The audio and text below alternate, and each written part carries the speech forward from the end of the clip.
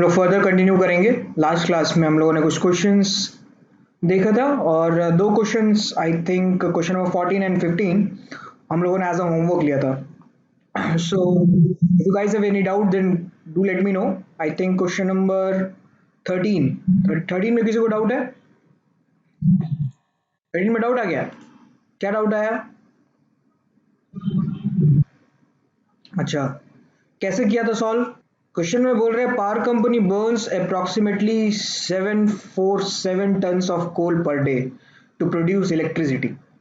If the sulfur content of the coal is 1.3% by weight, ठीक है, तो जितना बर्न किया है उसका 1.3% आपका सल्फर है। तो अगर मैं 100 ग्राम्स लेता हूं तो उसमें 1.3 ग्राम सल्फर का होगा। ठीक है, सो क्वेश्चन में ये पूछा है कि how many tons of SO2 are dumped in the atmosphere each day, right? तो देखो सॉल्व करते हैं इसको। चलो,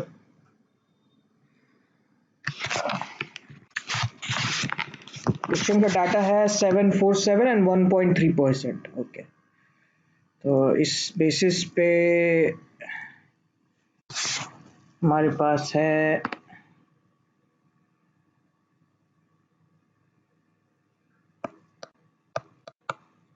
कोल बर्न पर डे।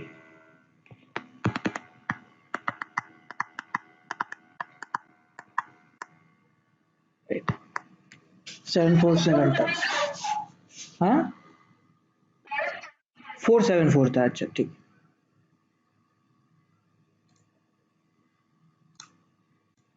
ठीक है 47, ठीक है। और परसेंटेज वेट सल्फर का है 1.3%, नहीं ठीक है। तो सल्फर क्या होगा? सल्फर कोल में ऑक्सीजन के साथ रिएक्ट करेगा to form SO2 gas, right? तो हमें सल्फर का वेट चाहिए, राइट? तो सल्फर का वेट यहां से आ जाएगा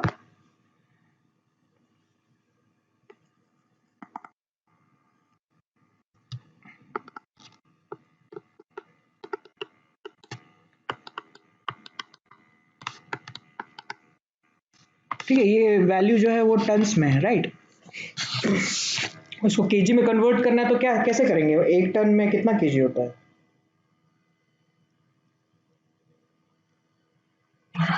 1000, राइट? तो इसको मल्टीप्लाई कर देते हैं 1000 से। This is in turns.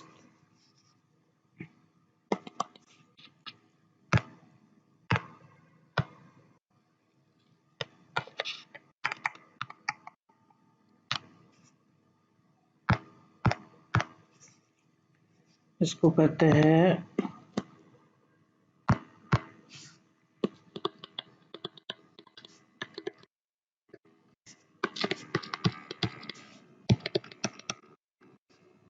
ये हमको केजी में देगा आंसर, राइट? इसमें देखो मोल कॉन्सेप्ट अगर हम लोग अप्लाई करते हैं तो इसका ये मतलब है कि इस रिएक्शन में 1 मोल सल्फर 1 मोल ऑक्सीजन के साथ रिएक्ट करता है टू फॉर्म 1 मोल SO2, ठीक है। अच्छा, तो वेट ऑफ सल्फर आ गया 6162 किलो, ठीक है। चलो मानते हुए कि आपका कैलकुलेशन ठीक है, नेक्स्ट यहाँ से देखते हैं कि अगर हमारे पास सल्फर 1 मोल है तो इसको हम लोग वेट से भी सॉल्व कर सकते हैं, मोल से भी सॉल्व कर सकते हैं। देखो यहाँ पे दो मेथड है हमारे पास सॉल्व करने का। या तो अदरवाइज आप इस वेट को मोल्स में कन्वर्ट कर लो और यहाँ से सॉल्व कर लो कि SO2 का कितना मोल्स निकलेगा। अदरवाइज आप यहाँ से वेट कन्वर्ट कर सकते हो और वेट से भी सॉल्व कर सकते हो। मैं वेट वाला दिखा देता हूँ, मोल्स वाला इजी है। आप इसको जो है आप पहले ग्राम में कन्वर्ट करिए, ग्राम से फिर मोल्स ऑफ सल्फर आ जाएगा डिवाइडेड बाय 32, राइट? वहां से आप मोल से फिर निकाल सकते हो कि SO2 के कितने मोल्स बने थे। और साथ में आप ऐसा भी कर सकते हो कि सल्फर 1 मोल इज 32 ग्राम और O2 इज ऑल्सो 32 ग्राम, है ना? और ये आपको 64 ग्राम्स जो है SO2 दे रहा है। तो इसका मतलब है कि यूनिटरी मेथड अगर हम लोग अप्लाई करते हैं तो यूनिटरी मेथड अप्लाई करने से 1 ग्राम से कितना रिएक्ट होगा, ये 1 ग्राम रिएक्ट होगा और ये कितना रिएक्ट होगा 64/32 ग्राम, मतलब 2 ग्राम हमें मिलेगा इससे, राइट। तो ये 1 ग्राम से इतना मिलता है 2 ग्राम्स, तो इतना केजी से कितना मिलेगा, राइट। तो इसको मल्टीप्लाई कर देते हैं 2 से, समझ में आ रहा है, बोलो, राइट। तो यहां से आपका आ जाएगा 2 से इसको मल्टीप्लाई करने में क्या पूछा गया है वो देख लेते हैं पहले। इसमें पूछा गया है हाउ मेनी टन्स पूछा गया है, राइट। तो हमारे लिए हो जाएगा ये वैल्यू 6162 था ना वो, तो ये हो जाएगा 6162 मल्टीप्लाइड बाई 2, ये टोटल की किलोग्राम्स में आएगा, ठीक है। How many tons of SO2 are dumped into atmosphere each day, तो ये इतना डंप किया जाता है, राइट। तो कितना आना चाहिए इसका आंसर 12.3 आना चाहिए आई गेस, है ना, हाँ बिल्कुल बिल्कुल 12.3 आएगा।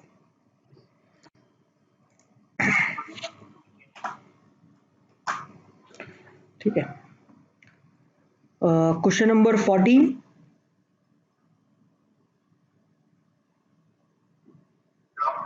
डाउट है, ओके। इसमें 14 में आप ऐसा कर सकते हो कि हर एक ऑप्शन चेक कर लो, उसके हिसाब से आपको आंसर मिल जाएगा। तो क्वेश्चन में गिवन है कि an oxide of uranium metal contains 9% oxygen by weight, which of the following is compatible with this data. तो हर एक को चेक करते हैं, देखो uranium oxide UO with atomic weight of uranium is 70, तो अगर यूरेनियम का वेट 70 है और इसका जो कंटेंट है वो 9% ऑक्सीजन बाई मास है, ठीक है। तो ऑक्सीजन का मास हो जाएगा 16 divided by 70 plus 16 into 100, right. ये आपको 9% दे रहा है क्या वैल्यू, ये ऐसे चेक करते रहना है ना, ये ऐसे ही चेक करते रहना है हर एक में, राइट। तो वहां से आपको आंसर जो है वो मिलेगा। फिर जैसे ऑप्शन बी में अगर हम चेक करेंगे तो ऑप्शन बी के लिए हो जाएगा आपका ये 8 into 16 divided by 3 into 70 plus 8 into 16 into 100, ठीक है। This will be the percentage of oxygen. ये फिर चेक करेंगे कि 9% आ रहा है कि नहीं आ रहा है, राइट। फिर सिमिलरली ऑप्शन सी में भी ऐसे ही चेक करेंगे। ऑप्शन सी में हम लोग लिख सकते हैं 2 into 16 divided by 240 plus 2 into 16 into 100, ये वैल्यू भी चेक, फिर आप ऐसे ही चेक करो। सिमिलरली डी वाला ऑप्शन भी ऐसे ही चेक करो, वहां से आपका जो आंसर आ जाएगा। डी ही आ रहा है आंसर, या कि कोई कुछ और आ रहा है, डी आ रहा है, वेरी गुड। तो ऑप्शन चेक करके भी हम लोग कभी कभी सॉल्यूशन जो है निकाल सकते हैं, this is known as option elimination method, right. क्योंकि आपके पास तो इन्हीं में चारों में से ही आंसर हो सकता है, तो जो भी गिवन डाटा है उसको आप क्रॉस चेक कर सकते हो, ओके। नेक्स्ट क्वेश्चन नंबर 15, 15, अच्छा अच्छा, बड़ा बड़ा क्वेश्चन है इसीलिए, ओके चलो। Glauberite is a mineral containing sodium sulphate, molecular mass दिया है and calcium sulphate only, okay ठीक है। दो ही चीज है, कैल्शियम सल्फेट है और सोडियम सल्फेट है। It is the chief source of sodium sulphate which is used in making glass. If 20 gram sample of globerite contains 2.88 gram of calcium, what mass of sodium sulfate can be extracted from 1 ton of globerite? ठीक, okay. So if 20 gram sample of globerite contain 2.88 grams of calcium, okay, ठीक है।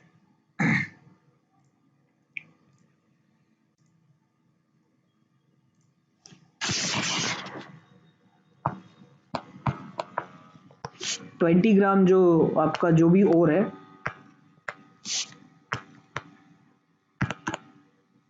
इसमें है 2.88 ग्राम calcium, और ये जो हमारा ग्लोबराइट ओर है ये बना हुआ है सोडियम सल्फेट और कैल्शियम सल्फेट से, Na2SO4 और कैल्शियम सल्फेट का CaSO4, राइट। तो इसका मॉलिक्यूलर मास दिया हुआ है विच इज आई गेस 142, और इसका दिया हुआ है मॉलिक्यूलर मास 136, ठीक है, 136, राइट।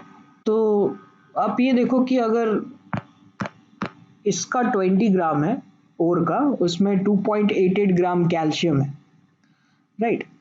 तो कैल्शियम सल्फेट अगर आप देखो, कैल्शियम सल्फेट का मॉलिक्यूलर मास है आपका 136, राइट। 136 ग्राम में हमारे पास 40 ग्राम कैल्शियम है और टोटल सल्फेट जो है SO4 वो बाकी का बचा हुआ मास होगा, है ना, 96 ग्राम,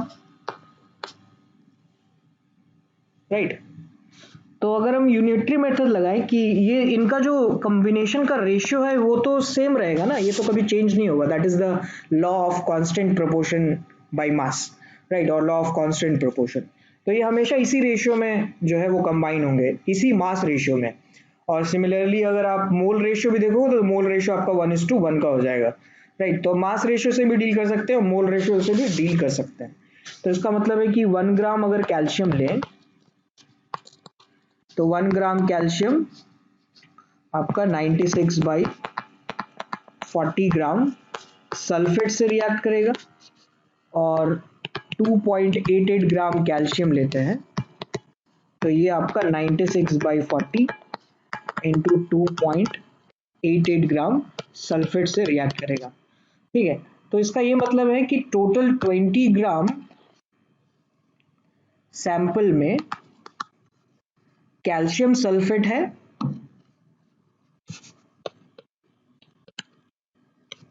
और एक जगह होगा आपका सोडियम सल्फेट Na2SO4, ठीक है।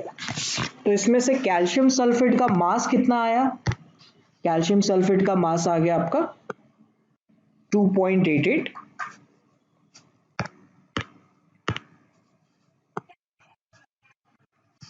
अच्छा ये वैल्यू कितना आया 96/40 इंटू 2.88, 6.912, ठीक। तो टोटल कैल्शियम सल्फेट हो गया आपका 2.88 प्लस 6.912, ठीक है। इसमें से ये कैल्शियम है और इसका सल्फेट का है ये वैल्यू, ठीक है। और बाकी का जो बचा हुआ अमाउंट होगा ये किसका होगा, सोडियम सल्फेट का। इसका अमाउंट कितना हो जाएगा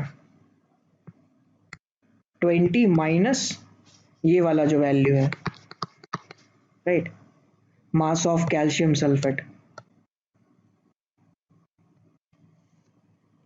है ना। क्वेश्चन में क्या पूछा है, क्वेश्चन में पूछा गया है कि what mass of sodium sulphate can be extracted from 1 tonne of glauberite, ठीक है। तो कैल्शियम सल्फेट आ गया, यहां से सोडियम सल्फेट भी आ गया। ये वैल्यू मुझे एक बार बताइए कितना आ रहा है वो, ये वैल्यू आ जाएगा आपको 10.208, ये इतना है, ठीक है। तो इसका मतलब है कि इन 20 ग्राम और 10.208, चलो 10.2 ही ले लेते हैं, लमसम आंसर आ जाएगा 10.2 ग्राम कैल्शियम सल्फेट इज प्रेजेंट ना, कैल्शियम सल्फेट। और बाकी का बचा हुआ क्या होगा,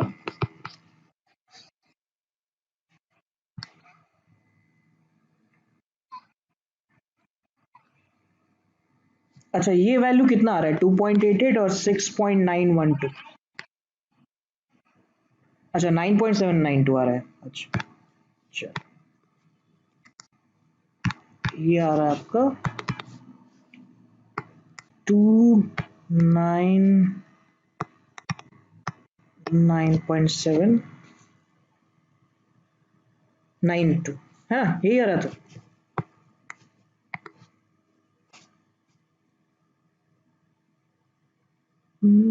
सेवन वन टू, ठीक। तो इसका वैल्यू आ गया आपका 9.792 ग्राम्स। तो बाकी का बचा हुआ होगा आपका sodium sulphate which will B 10 point, कितना हो जाएगा ये 208 सोडियम सल्फेट। अब यूनिटरी मेथड लगा दो, 1 ग्राम और में कितना रहेगा 10.208 डिवाइडेड बाई 20 ग्राम Na2SO4, तो आपका 1 टन में कितना होगा 1000 kg में।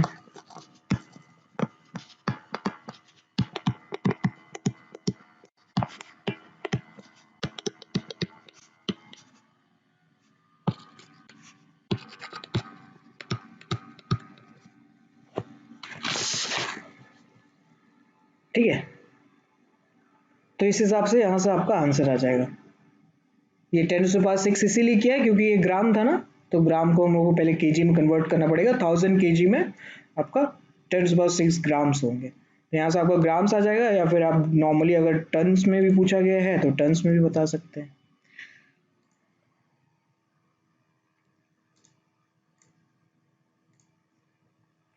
ठीक है, और आई गेस यहाँ केजी में पूछा है तो वहीं से निकाल सकते हैं वैल्यू।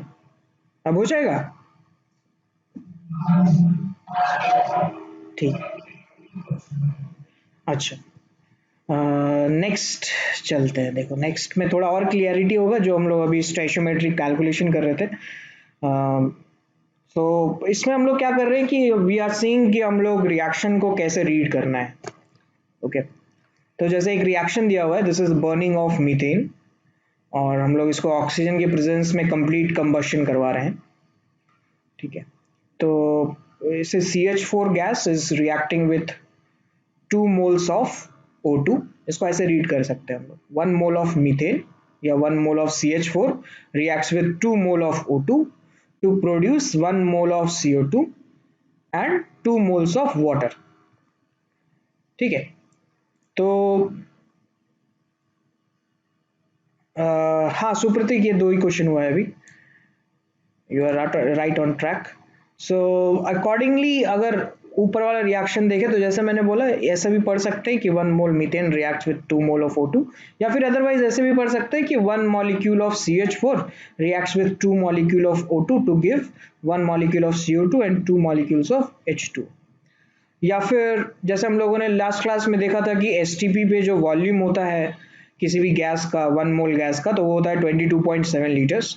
तो 22.7 liters of CH4 reacts with 45.4 liter of O2 to give 22.7 liter of CO2 and 45.4 liter of H2O.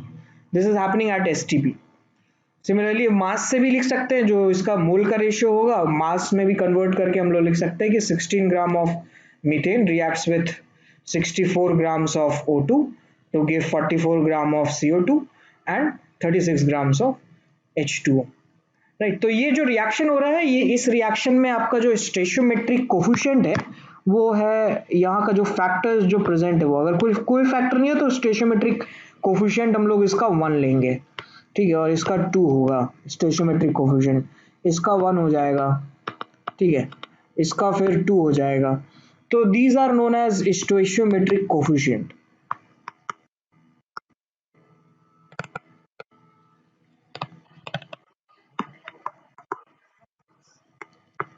Last class में हम लोगों ने डिस्कस किया था ना कि वो अपडेट हो गया है जो आपका प्रेशर था, तो इसकी वजह से जो भी है लिखा हुआ है स्टैंडर्ड तरीके से ही है 22.7, क्योंकि वही लिया जाता है आजकल।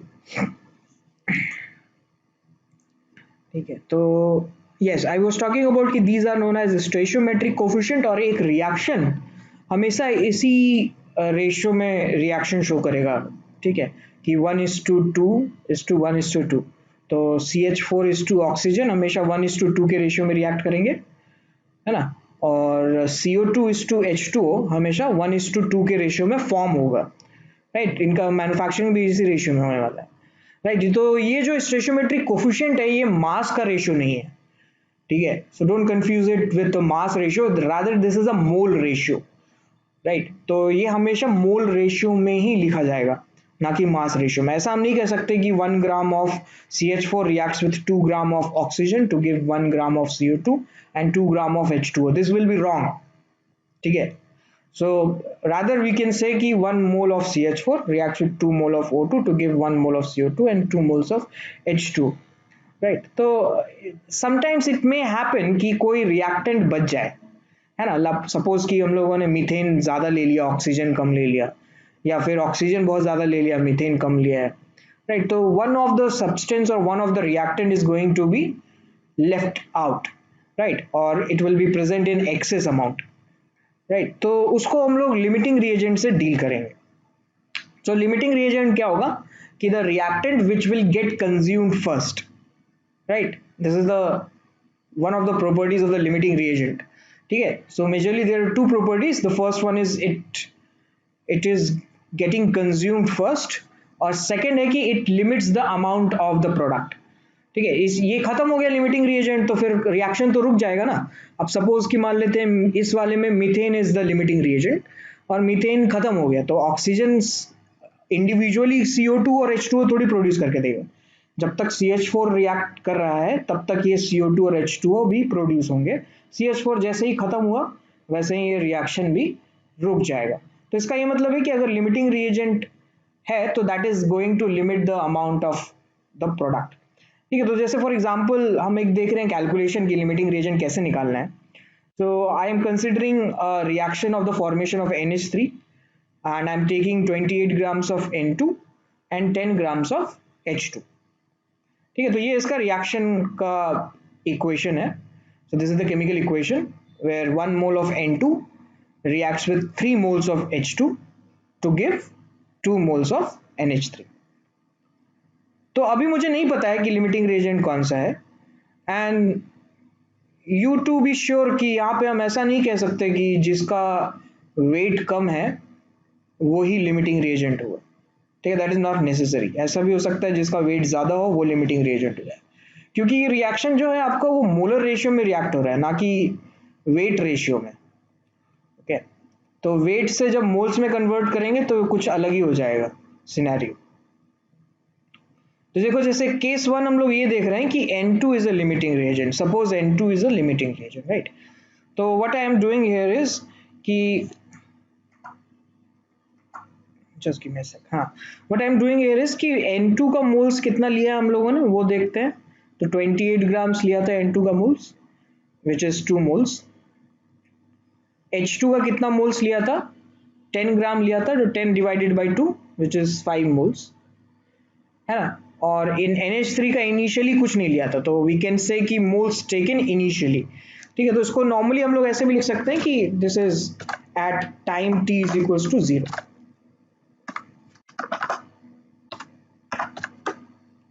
ठीक है। मतलब जब रिएक्शन अभी भी स्टार्ट होने वाला है, राइट, हम वो कंटेनर में N2 डालेंगे, H2 डालेंगे और कंटेनर बंद कर देंगे।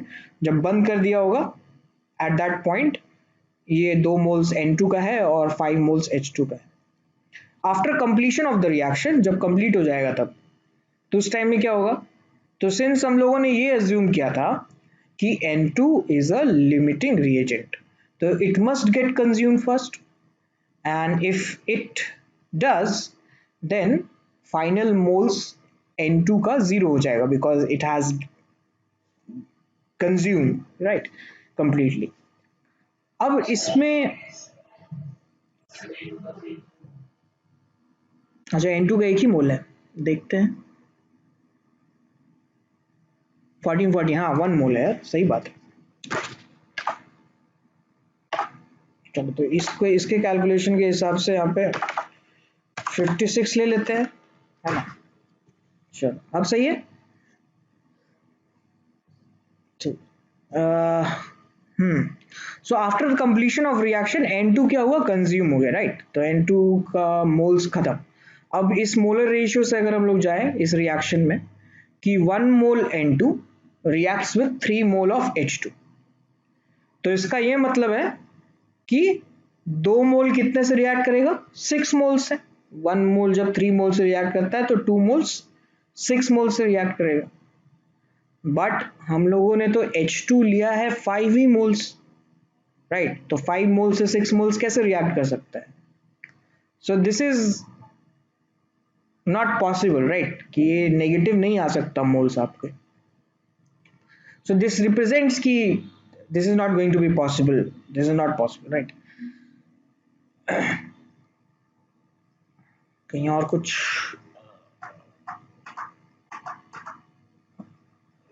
एक सेकेंड, हाँ। So this is not going to be possible condition. तो हमारा जो केस 1 है दैट इज फेल्ड, हम लोगों ने गलत एज्यूम्पशन ले लिया है। सो लेट्स नाउ एज्यूम कि H2 is our limiting reagent, ठीक है। तो ये इसी रिएक्शन में फिर वही कर रहे हैं कि मोल्स टेकन इनिशियली 2 मोल्स है, इसका 5 मोल्स है और इसका 0 मोल्स है। कंप्लीशन पे H2 का जो मोल्स होगा वो 0 हो जाएगा, ठीक है। तो यूनिटरी मेथड फिर से वही कि 3 मोल्स H2 1 मोल N2 से रिएक्ट करता है। तो 1 मोल कितने से रिएक्ट करेगा, 1 मोल H2 1/3 मोल्स N2 से रिएक्ट करेगा, है ना। 3 मोल्स 1 मोल से, तो 1 मोल 1/3 मोल्स। यूनिटरी मेथड लगा रहा हूं मैं। तो 5 मोल्स से कितना रिएक्ट करना चाहिए, 5/3, है ना।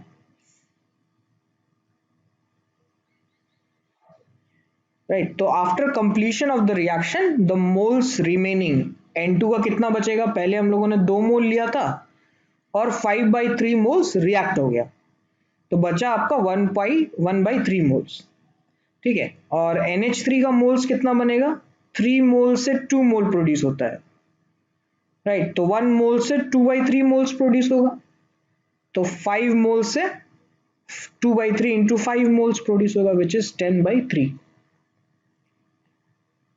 ठीक है। तो एक बार आप खुद से देखो कि कैलकुलेशन कैसे हुआ, अगर नहीं समझ में आया तो मुझे बताना, मैं फिर से एक बार रिपीट कर दूंगा।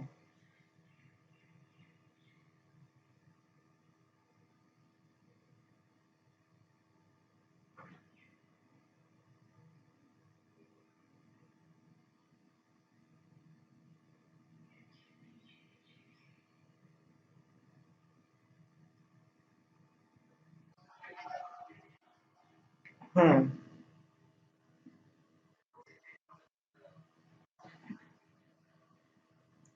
ओके, करते हैं रिपीट। ओके।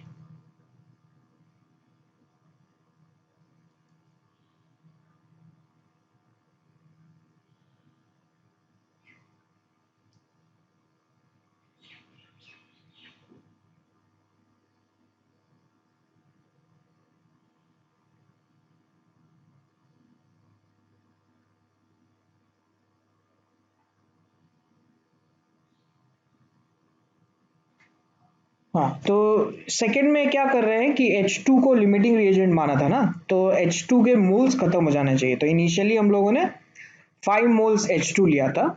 अगर ये 5 मोल्स H2 कंज्यूम हो गया तो H2 के कितने मोल्स ने रिएक्ट किया, 5 मोल्स ने, ठीक है। According to this reaction 3 moles H2 react with 1 mole of N2. So that means कि 1 mole of H2 reacts with 1/3 moles of N2, right. 3 moles H2 जो है वो रिएक्ट होता है 1 मोल N2 से, तो 1 मोल से H2 से कितना रिएक्ट हो जाएगा, 1/3 मोल N2। इस रिएक्शन में कितने मोल्स H2 रिएक्ट कर रहा है, 5 मोल्स रिएक्ट कर रहा है ना। तो 5 मोल्स से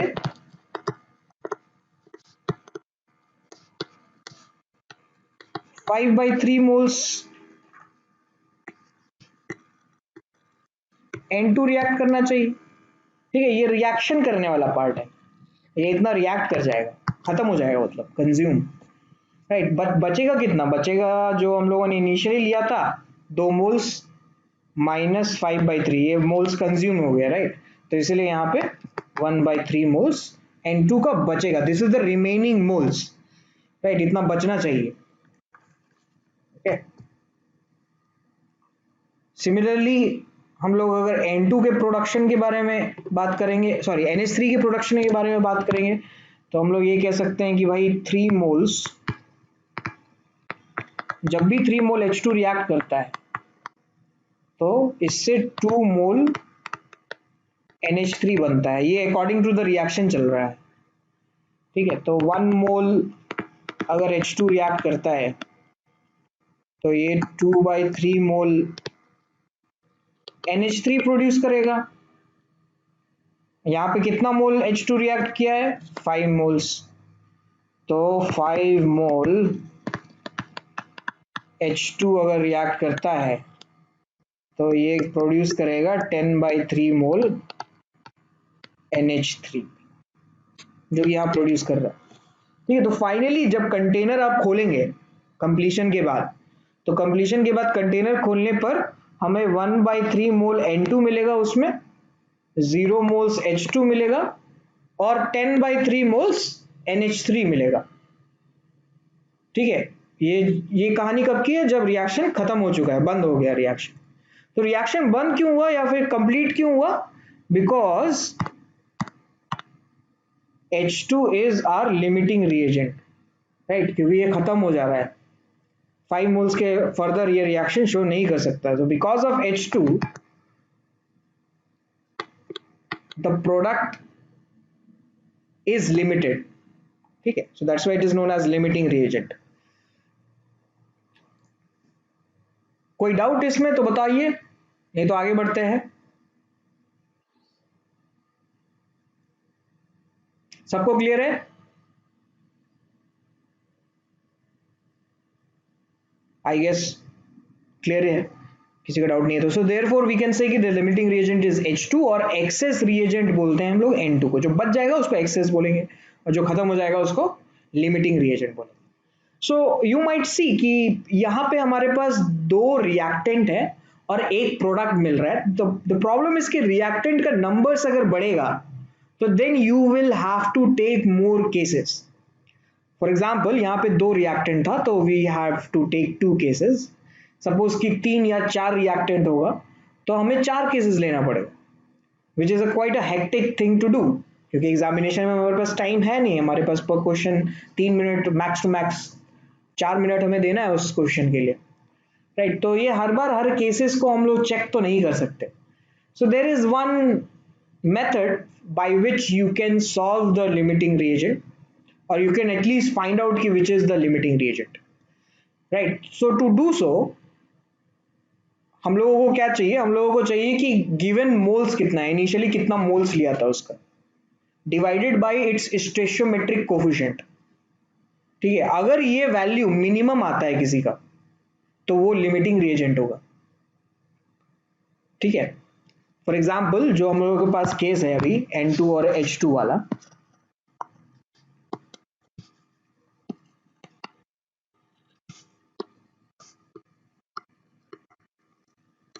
इस केस के अकॉर्डिंग इसके मोल्स हम लोगों ने लिए इनिशियली 2 और इसके मोल्स लिए हम लोगों ने 5। तो अगर हम लोगों को अब लिमिटिंग रिएजेंट चेक करना है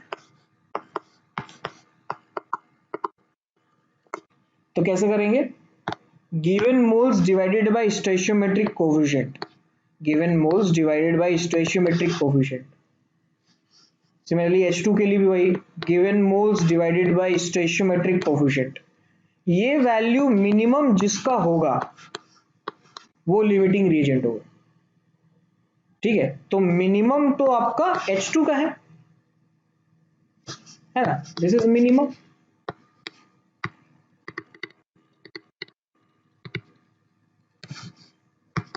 hence limiting reagent is H2, right. तो इस मेथड से हम लोगों को केस लेने की जरूरत नहीं है हर बार, ठीक है, या फिर हर बार चेक करने की जरूरत नहीं है कि इसको लिमिटिंग रिएजेंट देंगे तो क्या होगा, इसको लिमिटिंग रिएजेंट देंगे क्या होगा. Simply you just need two things.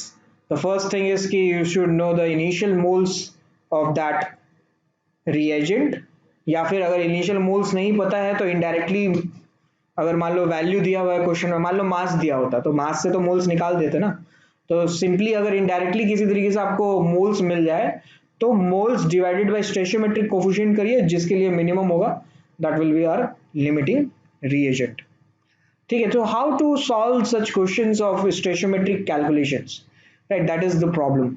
सो यहाँ पे हमेशा हम लोग यही सॉल्व ऐसे ही सॉल्व करेंगे कि कुछ भी चीजें दी हुई हो उसको आप पहले ट्राई करिए कि मोल्स में कन्वर्ट कर दें, और मोल्स से कन्वर्ट करने के बाद जो भी रिएक्शन लिखा हुआ है उस रिएक्शन से रिलेट करके आप आंसर निकाल लीजिए. ठीक है, तो उसके स्टेप्स क्या क्या हैं वो देखिए. जैसे first of all and the most important thing is right a balance chemical reaction. ठीक है, रिएक्शन अगर दिया हुआ है और बैलेंस नहीं है तब तक हम लोग सॉल्व जो है नहीं कर सकते क्वेश्चन. तो the first thing first is the to balance the chemical reaction. Okay, second thing is कि convert each entity into moles. कुछ भी दिया हुआ है आप उसको मोल्स में कन्वर्ट करिए. मॉलिक्यूल्स दिया हुआ है मोल्स में कन्वर्ट करेंगे, वॉल्यूम एट एसटीपी दिया हुआ है मोल्स में कन्वर्ट करेंगे, ठीक है, मास दिया हुआ है मोल्स में कन्वर्ट करेंगे, और as a matter of fact कुछ भी दिया हुआ है तो उसको मोल्स में पहले कन्वर्ट करना है, राइट. थर्ड स्टेप कि अगर लग रहा है कि लिमिटिंग रिएजेंट होगा तो जस्ट चेक फॉर इट, और मोस्ट प्रोबेबली अगर क्वेश्चन दिया हुआ है तो उसमें लिमिटिंग रिएजेंट होना चाहिए. ठीक है, अदरवाइज वो देंगे नहीं. So most of the time आपको लिमिटिंग रिएजेंट मिलेगा. तो find out the limiting reagent. कैसे फाइंड करते हैं लिमिटिंग रिएजेंट, वी नो. ठीक है, तो the given moles of each reactant divided by its stoichiometric coefficient. इस फ्रैक्शन का वैल्यू जिसके लिए मिनिमम आएगा वो लिमिटिंग रिएजेंट होगा. ठीक है, उसके बाद स्टेप 4, अगर लिमिटिंग रिएजेंट मिल गया तो जितने भी कैलकुलेशन है वो लिमिटिंग रिएजेंट के बेसिस पे करने हैं. ठीक है, जैसे कि हम लोगों ने जो ऊपर वाला क्वेश्चन किया उसमें हम लोगों ने कभी ये नहीं कहा कि H2 इज लिमिटिंग रिएजेंट. अब ठीक है, N2 के हिसाब से कैलकुलेशन कर देते हैं. हम लोगों ने H2 के हिसाब से कैलकुलेशन किया इसमें सारा का सारा. ठीक है, सिमिलरली यहाँ पे भी वही किया. जो हमारा एजम्पशन था कि लिमिटिंग रीजन जो होगा उसके बेसिस पे कैलकुलेशन करेंगे, तो इसके बेसिस पे कैलकुलेशन किया तो ये वैल्यू जो आया वो गलत आया. It is not possible. So that's why base our calculation, we should base our calculation on the limiting reagent. ठीक है, तो जैसे देखो एक क्वेश्चन करके देखते हैं. 16 वाला क्वेश्चन करो.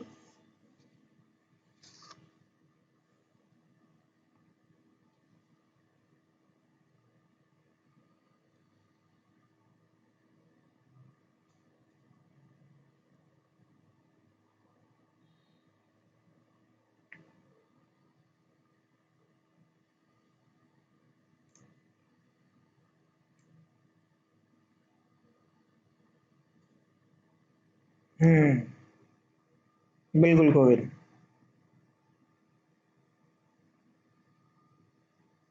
Very good Supratik. Priyojit, you are also right. Yes, Samanyu. Great, that's great. Very good. हाँ.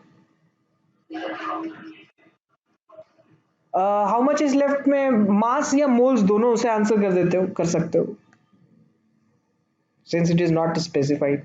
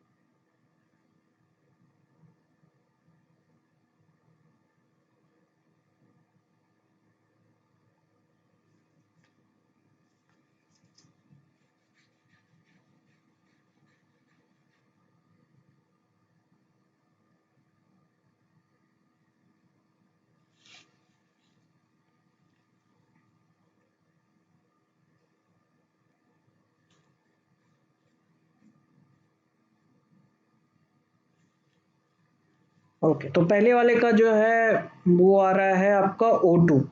O2 left, O2 is an access या फिर एक्सेस रिएजेंट है। और इसमें फिर सेकंड वाला देखते हैं क्या आएगा। सेकंड में how much is left. How much is left में जैसे कुछ स्पेसिफाई नहीं किया हुआ है, इसलिए आप मोल्स भी लिख सकते हो या फिर मास भी लिख सकते हो। गलत नहीं होगा क्योंकि ये तो एक आपका सब्जेक्टिव क्वेश्चन है ना। सी में है how many moles of CO is form. तो इसमें आपका 2 मोल्स आ रहा है which is great. So 2 moles of CO is formed. Now next है कि how many grams of other reactant should be taken so that nothing is left at the end of the reaction। तो D का कितना आ रहा है?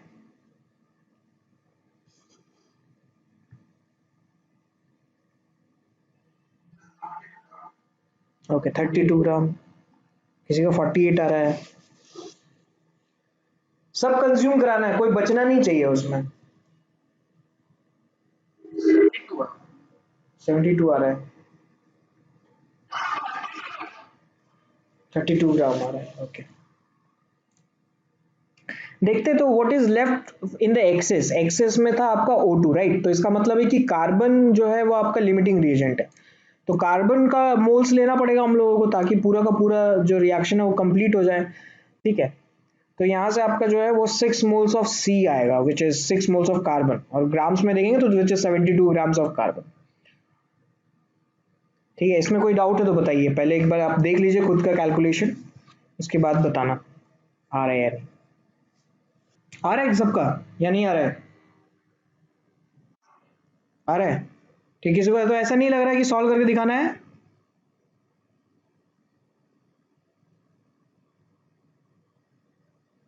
चलो very good.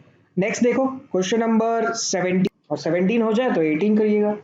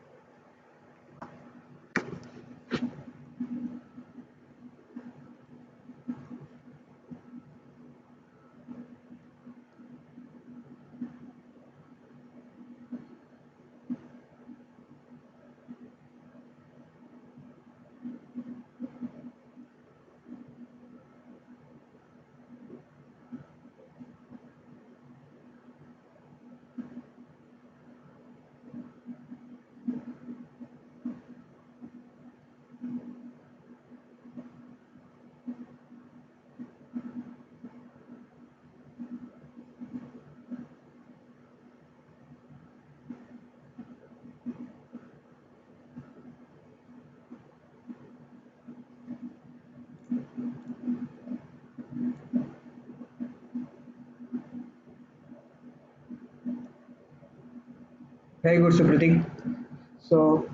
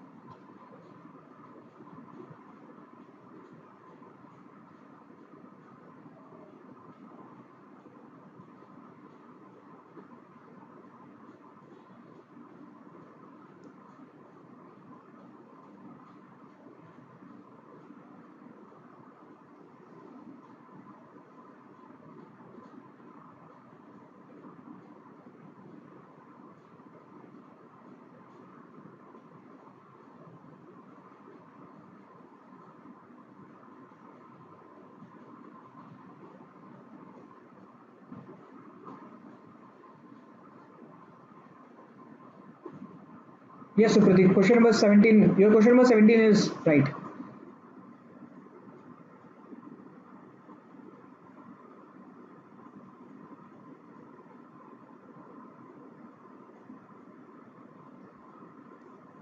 So इसका molecular mass आ गया आपका 310 और SiO2 का मास आ जाएगा आपका 28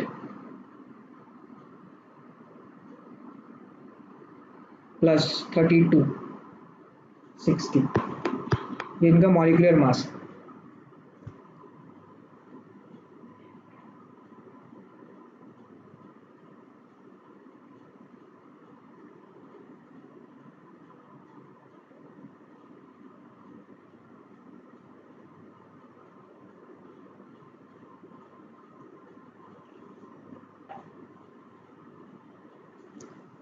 वेरी गुड पूजा। सो क्वेश्चन नंबर 17 में लिमिटिंग रिएजेंट आया होगा, क्या आया limiting reagent?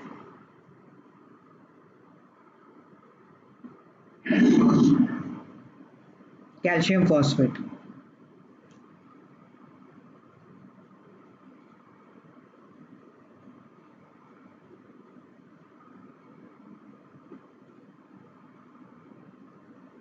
So according to the question we have 1 kg of calcium phosphate। 1 kg of calcium phosphate का मतलब है कि इसका मोल्स हम लोगों ने लिया होगा 1000 divided by 310 which is 3.255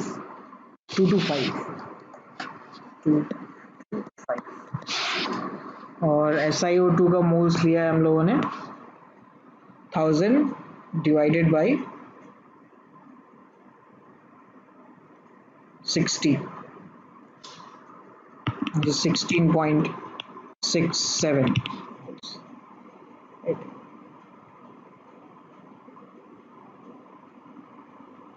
तो फिर आप यहाँ से जब लिमिटिंग रिएजेंट निकालोगे which is given moles divided by stoichiometric coefficient, तो वहाँ से आपका कैल्शियम फॉस्फेट जो है उसका फ्रैक्शन मिनिमम आएगा विच इज 3.225 डिवाइडेड बाय 1 और SiO2 का आएगा 16.67 डिवाइडेड बाय 3। ठीक है, दैट विल बी 5.55, इसलिए जो आपका लिमिटिंग रिएजेंट है that is calcium phosphate. So इस कैल्शियम फॉस्फेट से वी कैन फाइंड आउट कि how many moles of H3PO4 is being form. So इस रिएक्शन के हिसाब से अगर आप देखो तो यहाँ पे 1 मोल है, ये 1 मोल प्रोड्यूस कर रहा है 2 मोल्स, राइट। तो इसका मतलब है कि ये 3.225 मोल्स अगर हम लोगों ने लिया है तो इससे जो प्रोड्यूस होगा H3PO4 that will B 3.225 multiplied by 2, इतने मोल्स प्रोड्यूस होंगे ये। ठीक है, which is 6.45 मोल्स। और H3PO4 का अगर आप मॉलिक्यूलर मास निकालो तो ये आना चाहिए 31 + 3 + 64 which is 98 I guess।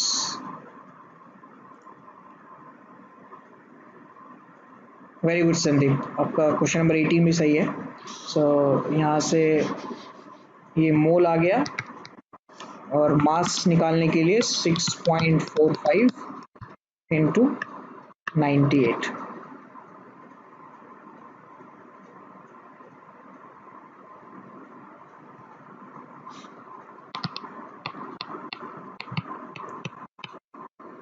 ये इतना ग्राम आ जाएगा, राइट। और यहाँ से आपका आंसर आ जाएगा सी।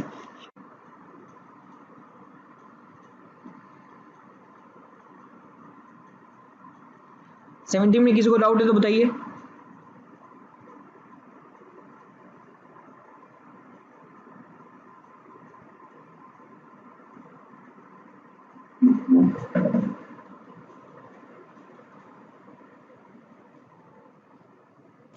ओके, 17 में किसी को कोई डाउट नहीं है तो let's talk about question number 18। Question number 18 देखिए सॉल्व करके।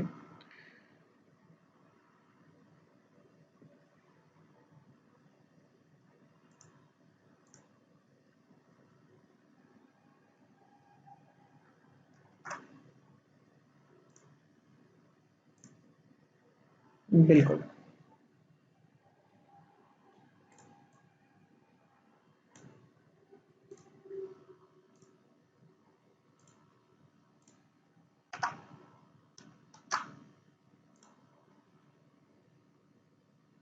यस नेहा, तो यहाँ से 18 में आपका जाएगा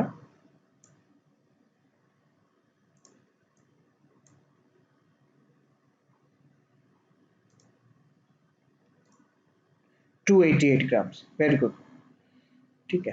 तो इसमें भी अगर हम लोग ये कॉन्सेप्ट लगाए लिमिटिंग रिएजेंट का, तो उसके बेसिस पे 1 mole of rhombic sulphur, this is rhombic sulphur S8 वाला जो है, ठीक है, is treated with excess of HNO3, find mass of H2O produced। तो यहाँ पे गिवन है कि HNO3 जो है वो हम लोगों ने एक्सेस में लिया है, तो ये 1 मोल कितना प्रोड्यूस कर रहा है H2O, 16 मोल्स, राइट। तो 16 moles of H2O will be form, 16 moles 16 multiplied by 18, तो उससे आपका आंसर आ जाएगा, ठीक है।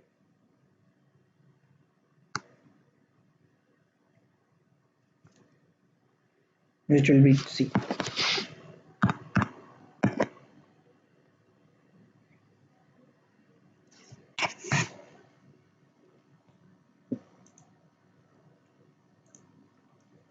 चलिए आगे देखते हैं। आगे हम लोगों को देखना है कुछ कंसंट्रेशन टर्म्स के बारे में। इन कंसंट्रेशन टर्म्स को हम लोग सॉल्यूशन के लिए यूज करते हैं। So a solution is made up of 2 components, one is solute and other one is solvent, ठीक है। तो अभी से पहले आप लोगों ने ये डेफिनेशन पढ़ा होगा कि सॉल्वेंट वो कंपोनेंट होता है सॉल्यूशन का जो कि ज़्यादा क्वांटिटी में यूज होता है और solute gets dissolved in the solvent, right.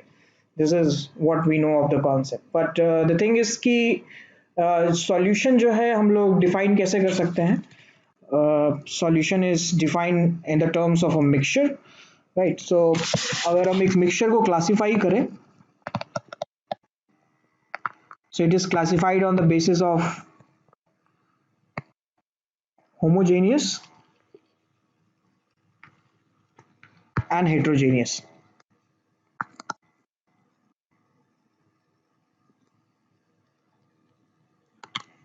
ठीक है। होमोजेनियस को फिर फर्दर अगर क्लासिफाई करते हैं तो होमोजेनियस मिक्सचर आ जाएगा आपका solution, solution is there homogeneous mixture. And heterogeneous में there will be 2 parts, one is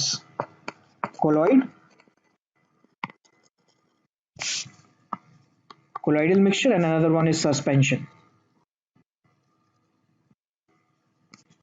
ठीक है। इन सब के बारे में हम लोग क्लास 12th में पढ़ेंगे, बट यू शुड नो कि these categories are made on the basis of the size of the solute particles, ठीक है। तो अगर इसमें हम size of the solute particles देखें तो solute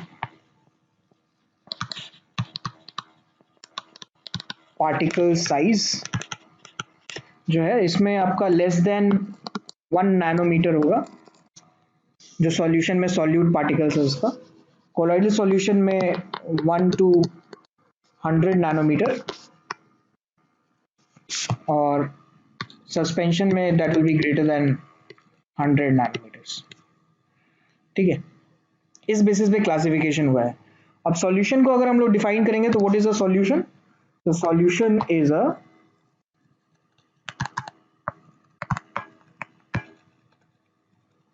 homogeneous mixture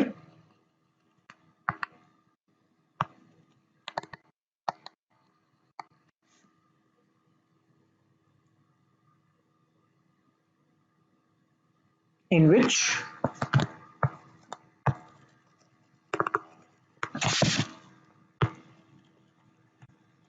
the solute particle size is less than 1 nanometer. Okay, so there are two components of a solution, namely solute and solvent. ठीक है, so solvent ऐसे define करेंगे हम लोग कि solvent is a component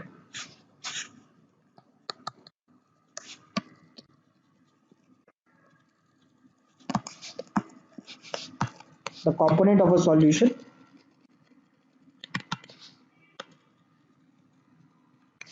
whose physical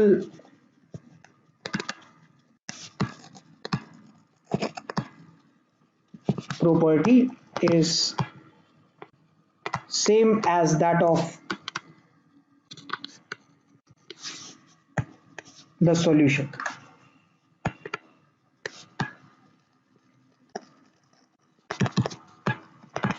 Is known as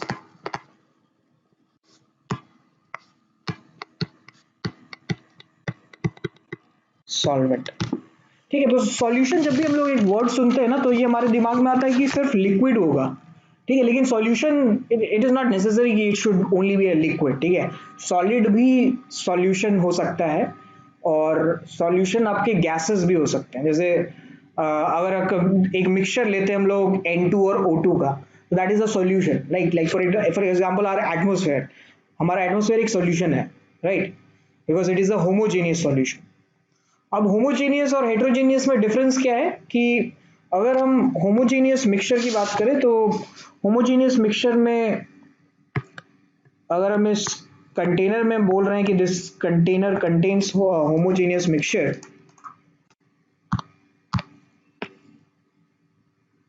right, तो ये homogeneous mixture तभी कहलाएगा जब इसका कोई एक यूनिट वॉल्यूम कहीं से भी अगर आप एक यूनिट वॉल्यूम निकालते हो तो इन दोनों का या कहीं से भी निकाला, इससे डिपेंड नहीं, इस पे फर्क नहीं पड़ता है कि कहाँ से आपने उस सॉल्यूशन को निकाला है या कहाँ से उस मिक्सचर को निकाला है, इन दोनों यूनिट वॉल्यूम में जो कंसंट्रेशन होगा वो सेम होगा, तभी आप इसको होमोजेनियस सॉल्यूशन कह सकते हैं।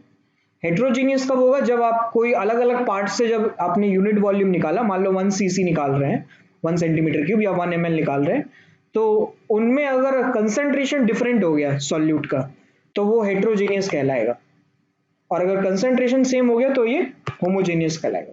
ठीक है, तो that is the concept of homogeneity और हेट्रोजेनिटी, राइट। सो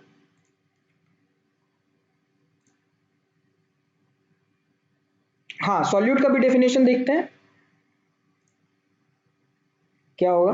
सॉल्यूट होगा the component of a solute, solute is a component of a solution, solute is a component of the solution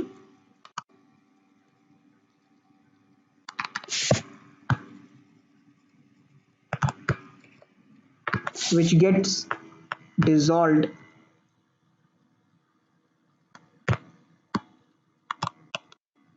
in the solvent.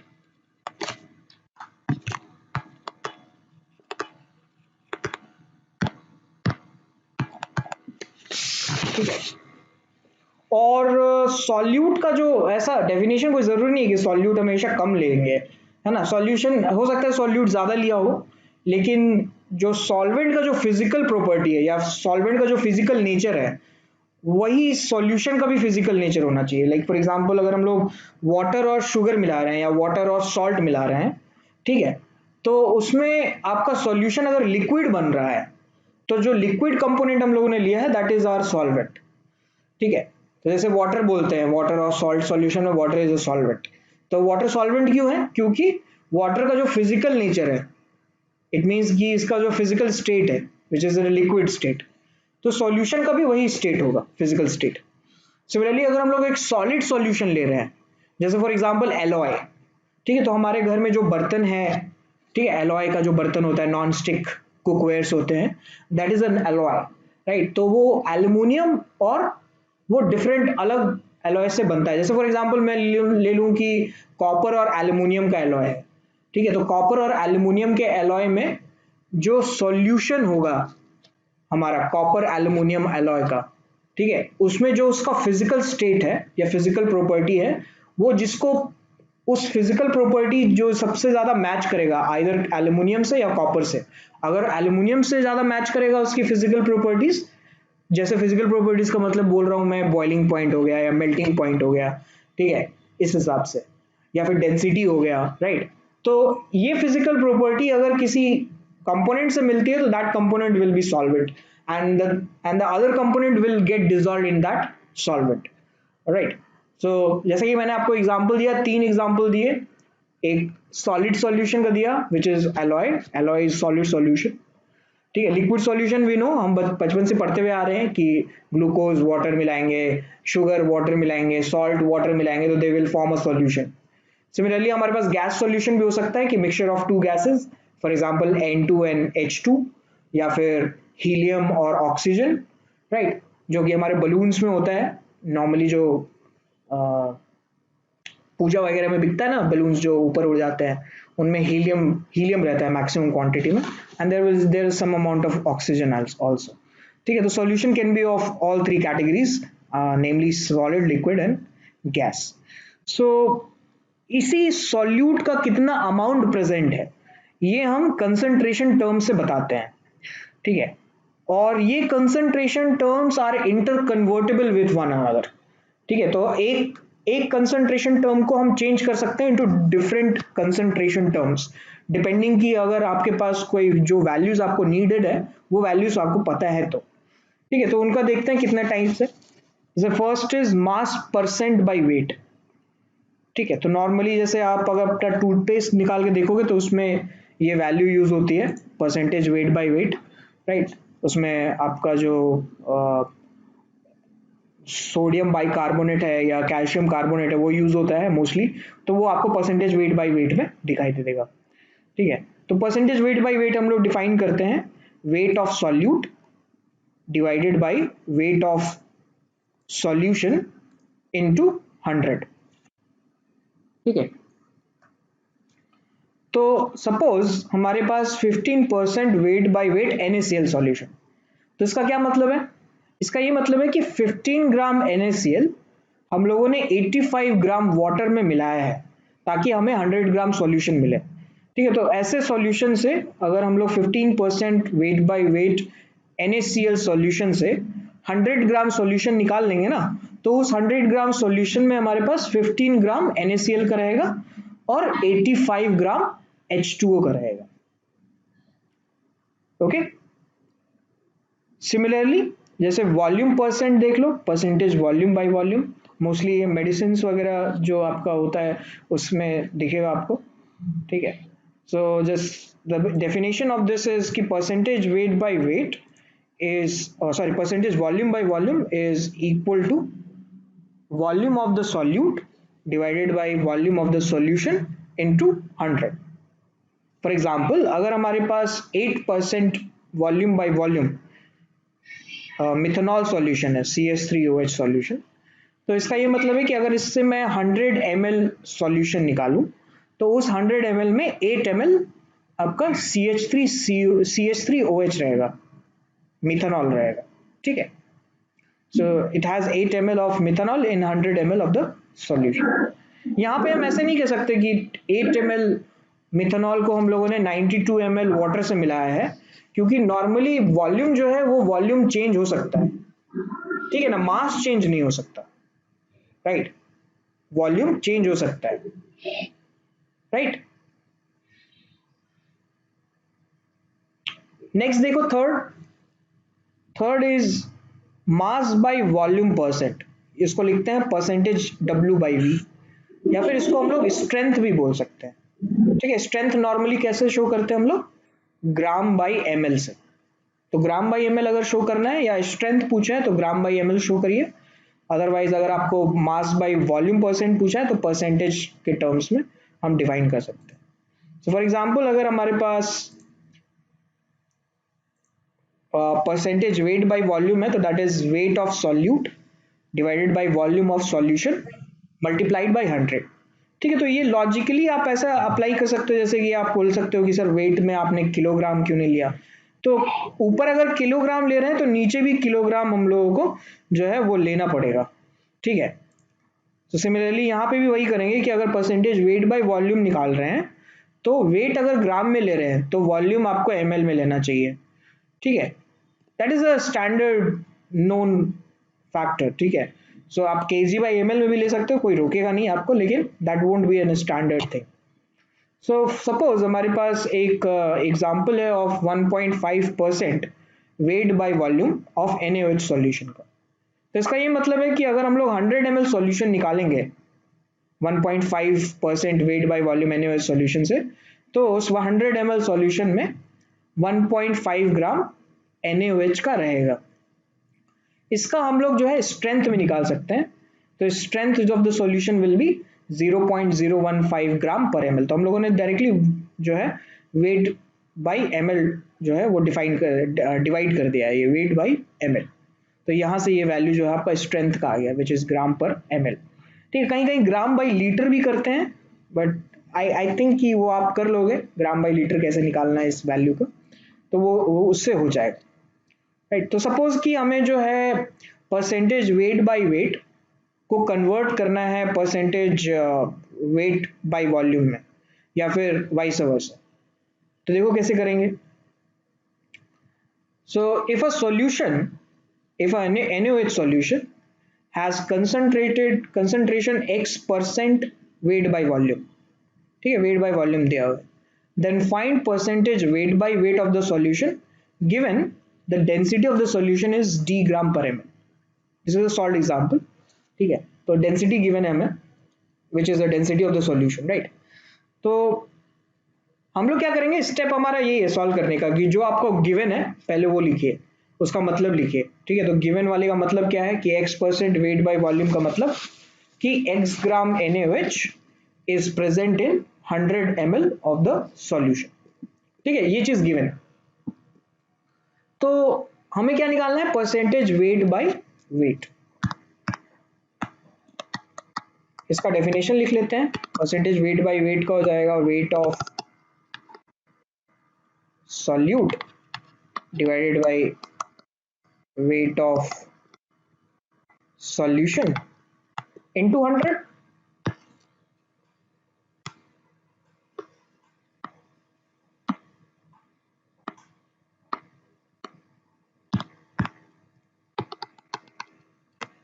Right.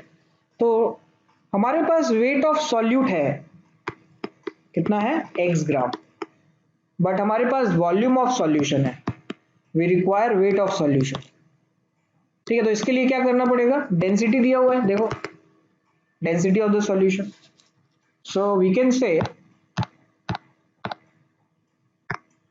कि density of solution is equal to mass of solution divided by volume of solution,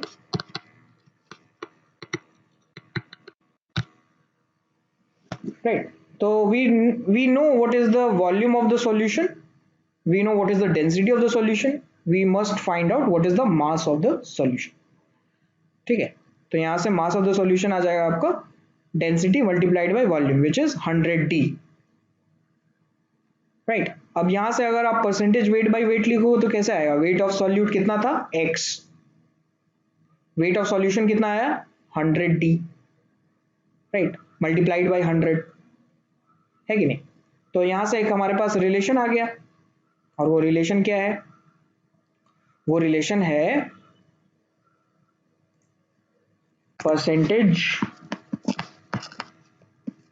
weight by wait is equal to percentage weight by volume divided by density.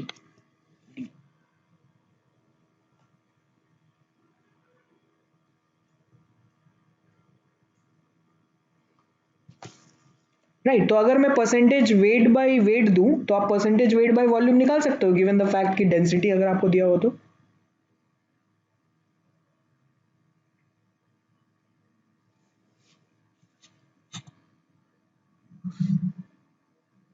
देखो निकाल के देखते हैं,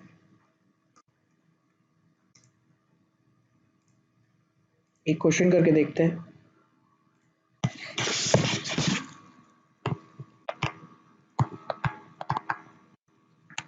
find percentage weight by weight of NaOH solution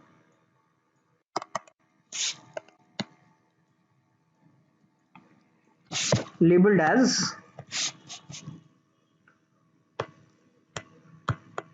2% weight by volume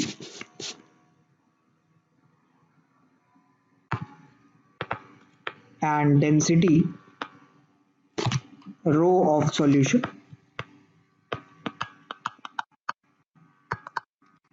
as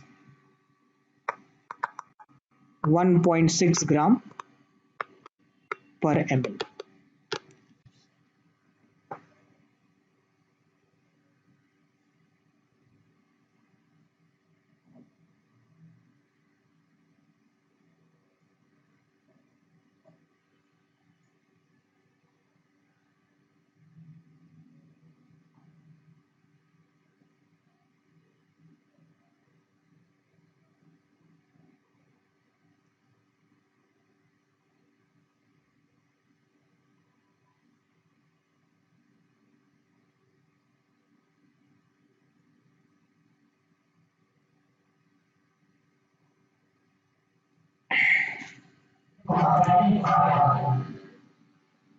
हाँ बिल्कुल, तो 1.25 आएगा नहीं,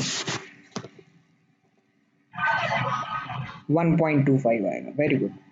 सो यहाँ से भी वही करेंगे जो हमारे पास रिलेशन था हमारा कि percentage weight by weight is equal to percentage weight by volume divided by density. तो यहाँ से आ जाएगा आपका 1.25 which is 2 divided by 1.6.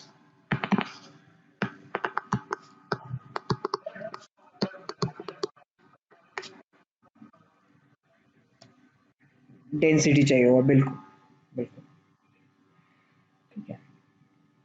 अगर सपोज हम लोग एक और क्वेश्चन देखें कि if 1.2% weight by volume of urea solution has density of solution as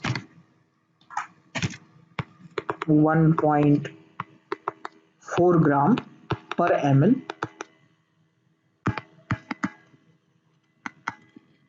then find percentage weight by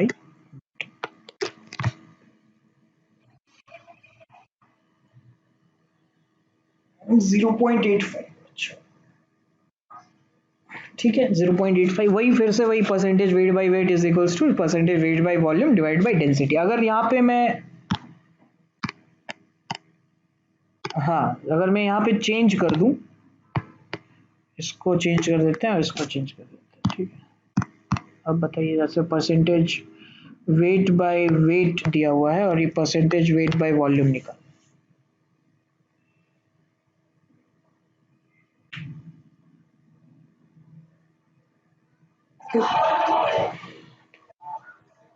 1.0 मतलब 1.2 मल्टीप्लाइड बाई 1.4 कर देंगे, नहीं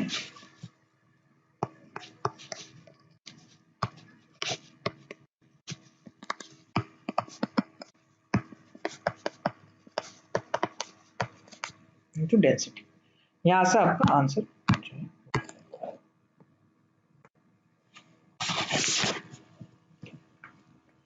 चलिए मूविंग ऑन तो नेक्स्ट कंसंट्रेशन टर्म जो कि है हमारा मोल फ्रैक्शन, ठीक है। तो मोल फ्रैक्शन नॉर्मली हम लोग सॉल्यूशन, सब जितने भी कंसंट्रेशन टर्म है वो हम लोग सॉल्यूशन के लिए यूज कर रहे हैं। तो मैं ये अज्यूम कर रहा हूँ कि इनिशियली लेट्स से कि हम हमारे पास दो कंपोनेंट है सॉल्यूशन के, सिर्फ दो कंपोनेंट, एक सॉल्यूट है और एक सॉल्वेंट है। सॉल्यूशन जो है वो एक से ज्यादा कंपोनेंट के भी हो सकते हैं या फिर दो से ज्यादा कंपोनेंट के भी हो सकते हैं। सपोज कि दो सॉल्यूट है और एक सॉल्वेंट है, ठीक है। मान लो कि पानी, वाटर डाला, फिर उसमें ग्लूकोज डाला और ग्लूकोज डालने के बाद शुगर भी डाल दिया, तो ग्लूकोज और शुगर जो है वो आपका सॉल्यूट हो जाएगा and water will be solvent, right. So such solutions जहां पे हमारे पास सिर्फ दो कंपोनेंट होते हैं, they are known as binary solution.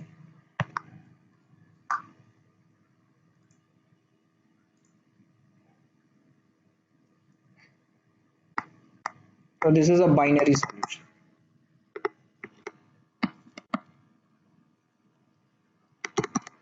तीन तीन कंपोनेंट होगा तो टर्शरी सॉल्यूशन बोल सकते हैं, चार कंपोनेंट होगा तो क्वार्टिनरी सॉल्यूशन बोल सकते हैं, इसी तरह चलता जाएगा। लेकिन हमारे सिलेबस में जो है वो बाइनरी सॉल्यूशंस के बारे में ही है। जो बाइनरी सॉल्यूशन का मतलब एक सॉल्यूट और एक सॉल्वेंट, ठीक है। तो सॉल्यूट को मैं बी मान रहा हूँ और सॉल्वेंट को मैं ए मान रहा हूँ, ए बोल रहा हूँ मैं, solvent is A, solute is B. So if I want to find out what is the mole fraction of the solute which is represented by xb, so this is moles of the solute divided by total moles, or in other terms xb will be number of moles of b, where n is number of moles, ठीक है, Na is number of moles of solvent plus number of moles of solute। क्या होगा अगर हमारे पास i number of components है, ठीक है, या i कंपोनेंट है सॉल्यूशन में। मान लो कि i माइनस वन सॉल्यूट का कंपोनेंट है और एक जो है हमारे पास सॉल्वेंट है, ठीक है। तो xi हम लोग बोल सकते हैं which is the mole fraction of the ith component as mole of ith component divided by total number of moles, right. ऐसे करते करते अगर हम लोग मान लो कि निकालते रहे कि हम लोगों ने x1 निकाल लिया,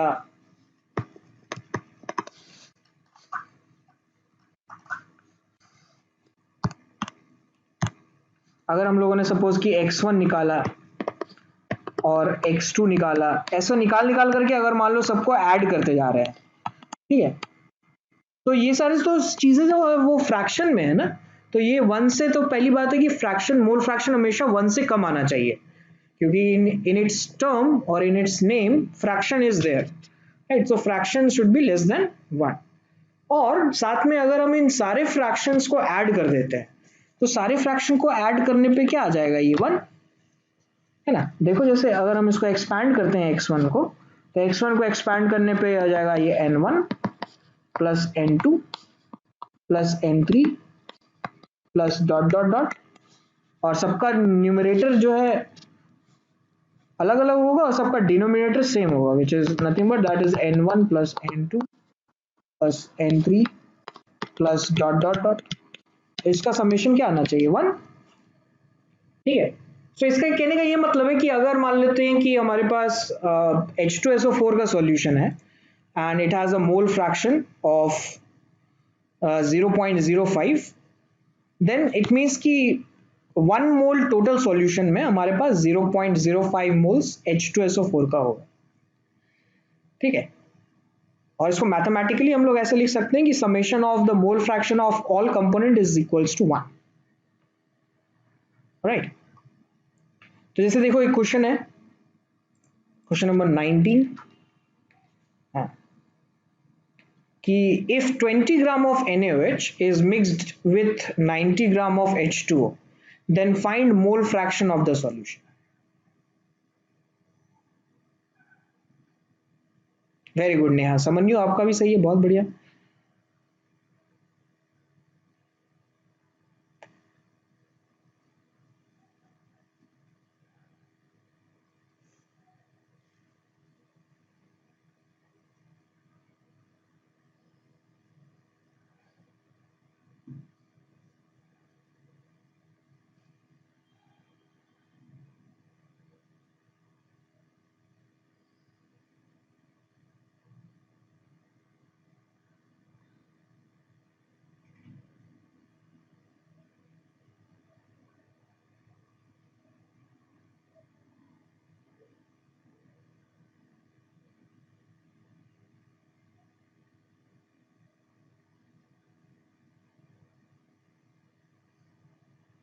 ओके, तो फर्स्ट वाले में मोल फ्रैक्शन में क्या करना है, पहले हमें मोल्स ऑफ NaOH निकालना पड़ेगा,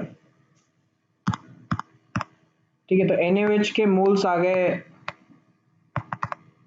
सपोज इसको N1 कह देते हैं, या जो भी हम लोग यूज कर रहे हैं वही चीज चलो ले लेते हैं, तो बाद में फिर कंफ्यूजन हो सकता है। सो NB हो गया आपका 0.5 which is 20/40, so this is 20/40 is 0.5 moles.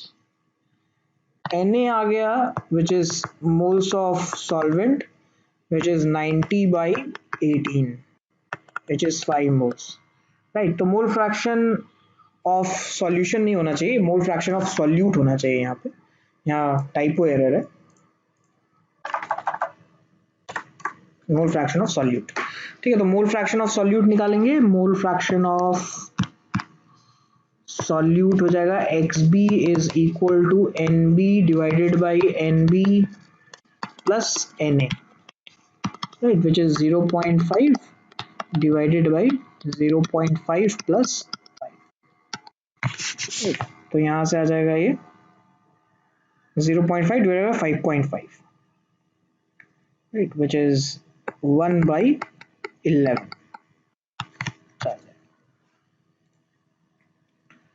बिल्कुल बिल्कुल नहीं, सो फिर बी में निकालेंगे mass percent of the solution. Mass percent of the solution में हम लोग ये देख सकते हैं कि total mass of the solution कितना है, total mass of the solution is 110, तो मास परसेंट आ जाएगा आपका 20 divided by 110 multiplied by 100,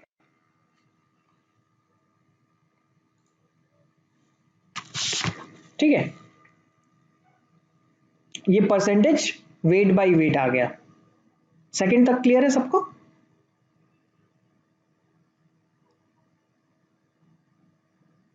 okay, third में आते हैं। थर्ड में परसेंटेज वेट बाई वॉल्यूम निकालना है, डेंसिटी दिया हुआ है, we know how to do that, ठीक है, since we know mass percent. तो परसेंटेज वेट बाई वॉल्यूम आ जाएगा, परसेंटेज वेट बाई वॉल्यूम आ जाएगा आपका 20 divided by volume of the solution. Volume of the solution के लिए मास ऑफ द सॉल्यूशन निकालना पड़ेगा, तो mass of the solution is 110 gram, और इसमें अगर वॉल्यूम निकालेंगे तो फिर डेंसिटी आपको, density is equal to mass by volume, right. तो volume will be equals to mass by density, तो मल्टीप्लाइड बाई डेंसिटी कर देंगे 1.6 इंटू 100,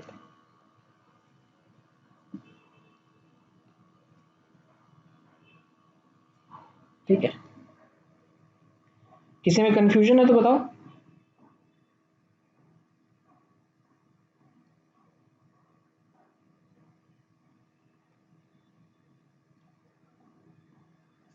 ठीक है, तो इसका जो परसेंटेज आ जाएगा आपका वो आ जाएगा 2.9% आएगा, है ना। 3.211 डिवाइडेड बाई 1, अच्छा नहीं नहीं 29.09% आएगा। बिल्कुल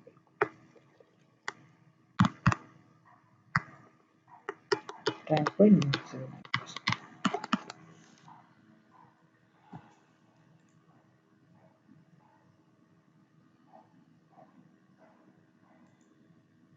नेक्स्ट वाला सॉल्व करके देखो, क्वेश्चन नंबर 20।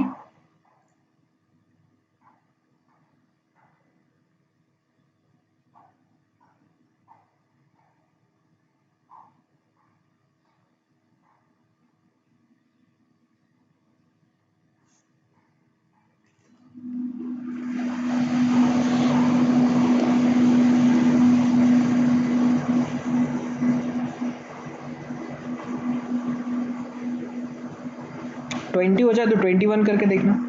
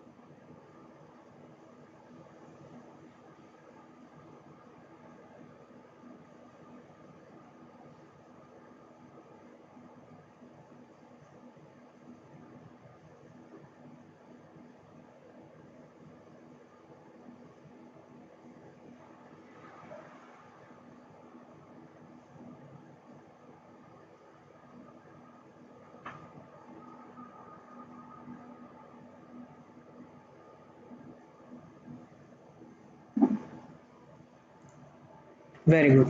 तो इसमें 20 में आपका आ जाएगा 0.71 और एक का आ जाएगा 0.29, है ना? बिल्कुल। नेक्स्ट वाले में क्वेश्चन नंबर 21 में कितना आएगा?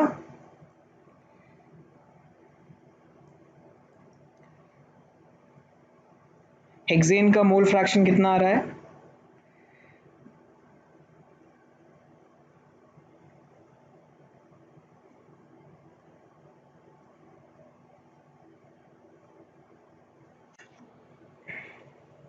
अच्छा, इसका मॉलिक्यूलर फॉर्मूला चाहिए?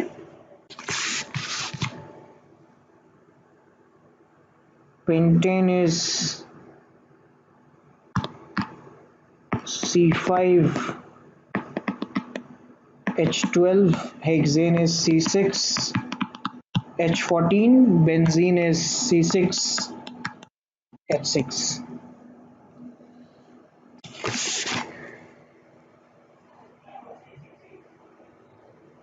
हाँ H14, अच्छा 4 लिखा है क्या? ठीक है 14,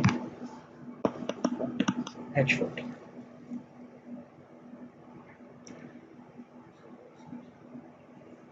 इसका मॉलिक्यूलर मास हो जाएगा 72, इसका मॉलिक्यूलर मास हो जाएगा 72 प्लस 14 86, और इसका मॉलिक्यूलर मास हो जाएगा 78। ठीक है, तो इस हिसाब से पहले आप मोल्स निकाल लेंगे और उस हिसाब से फिर फ्रैक्शन निकल जाएगा। ठीक है, सो हेक्सेन का निकालना है, मोल फ्रैक्शन ऑफ हेक्सेन। तो मोल फ्रैक्शन ऑफ हेक्सेन आएगा x of hexane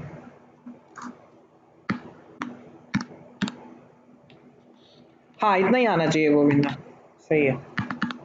that is hexane के लिए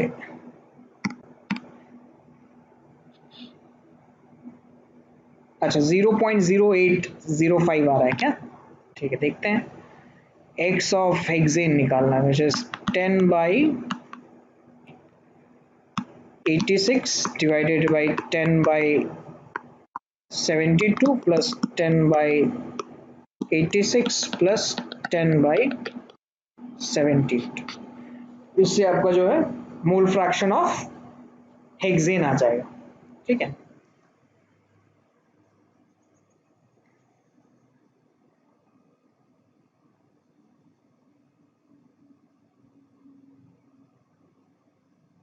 ठीक है, तो सबका यही आ रहा है 0.085।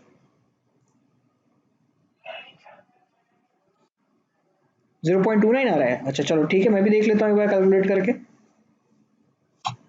1/72, अच्छा ऐसे।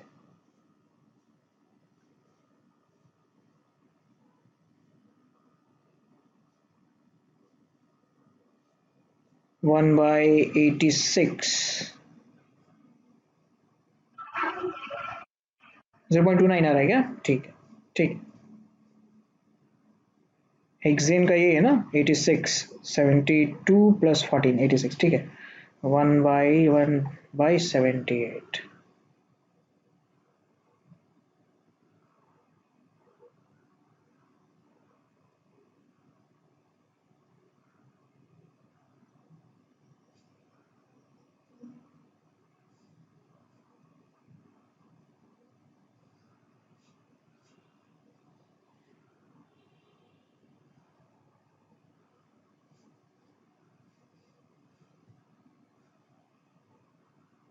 ये 0.29 के आसपास आ रहा है नहीं, ये 0.3 के आसपास आएगा। ठीक है,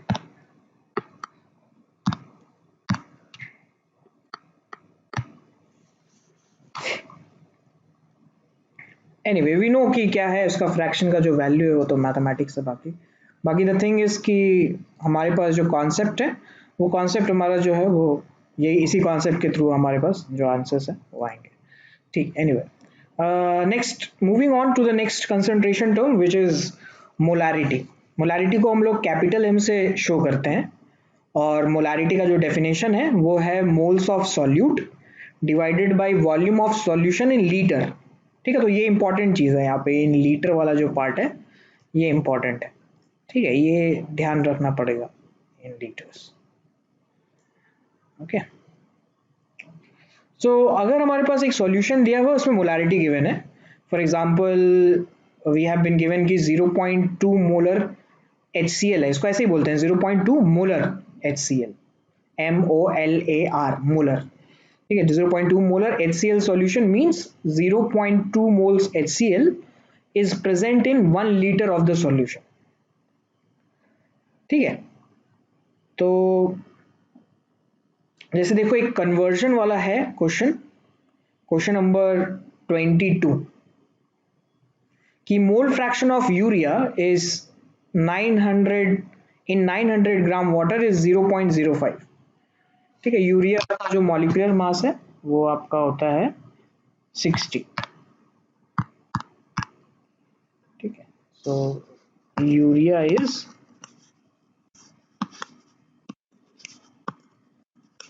NH2C double bond O NH2 with molecular mass 60।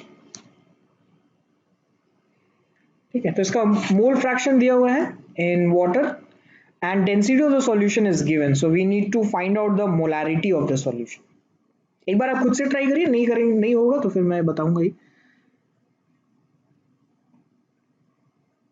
आपको बस यही करना है कि आपको गिवन डाटा को रिलेट करना है with the thing which you have been asked. ठीक है, तो you have to relate the mole fraction. So first write down the mole fraction, उसका क्या मतलब है, फिर आप मोलारिटी वहां से निकाल सकते हो by writing out the formula of molarity.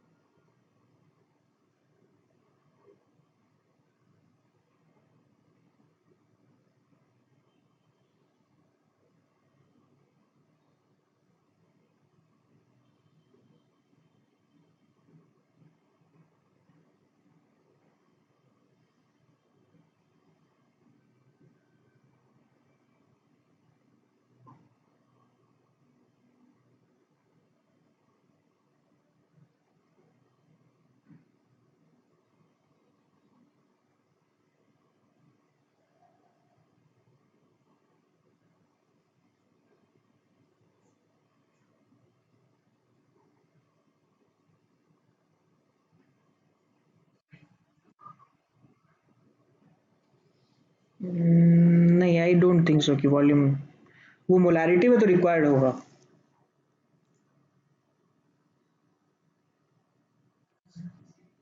हाँ, वेरी गुड गोविंदा।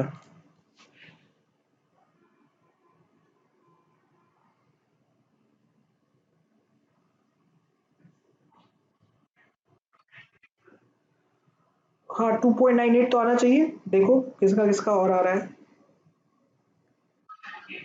हाँ ठीक, वो अगर हो गया तो 23 करिए, बाकी 22 देखते हैं, टाइम देते हैं और लोगों को कर रहे हैं।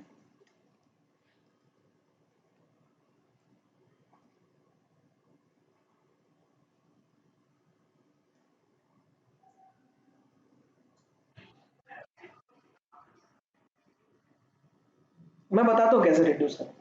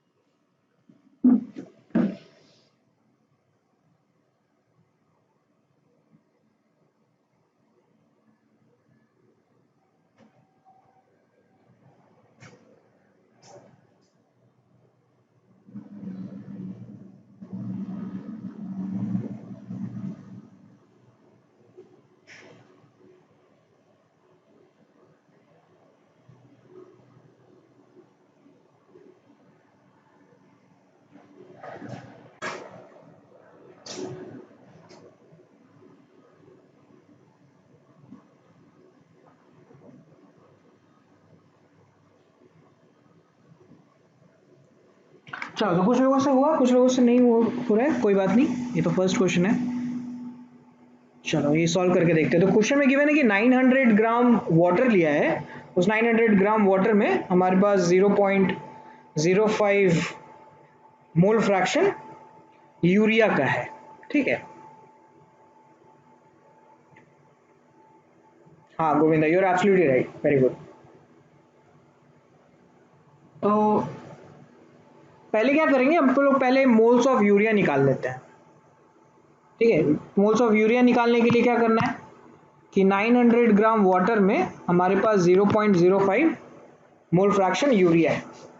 ठीक है, तो 900 ग्राम वाटर का मतलब है कि 50 मोल्स वाटर है।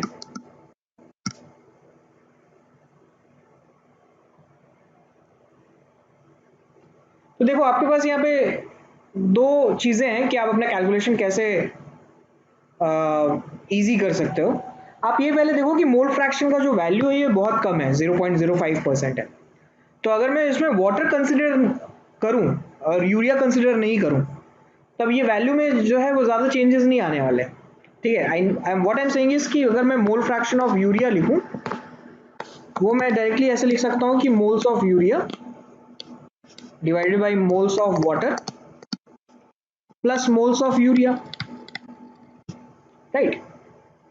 तो अगर मैं इसको नेग्लेक्ट कर दूं मोल्स ऑफ यूरिया को with respect two moles of water, क्योंकि 50 मोल्स है, आप इसको अगर देखो, चलो निकाल के भी देखते हैं कितना आएगा ये। ठीक है, तो ये वैल्यू अगर आप निकालोगे तो ये आएगा आपका 0.05 is equals two moles of urea divided by 50 plus moles of urea. इसको क्रॉस मल्टीप्लाई करना, यहाँ से मोल्स ऑफ यूरिया आ जाएगा। राइट। एक ये फैक्टर है, एक ऐसे कर सकते हैं, और या फिर अदरवाइज इसको आप नेग्लेक्ट कर दो, क्योंकि ये बहुत कम अमाउंट में है ना, कि अगर मैं 1 मोल वाटर लूंगा या 1 मोल सॉल्यूशन लूंगा, 1 मोल सॉल्यूशन में हमारे पास 0.05 मोल यूरिया का होगा। ठीक है, तो इसको अगर जब आप सॉल्व करोगे तो ये कितना आएगा, ये आएगा आपका 50 मल्टीप्लाइड बाई 0.05 डिवाइडेड बाई 0.05 और 1 0.95.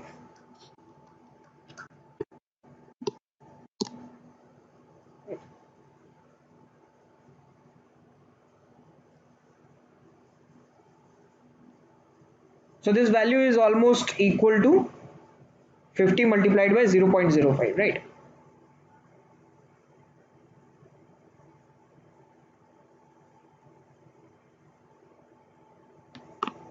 ये आ गया आपका यहाँ से 2.63.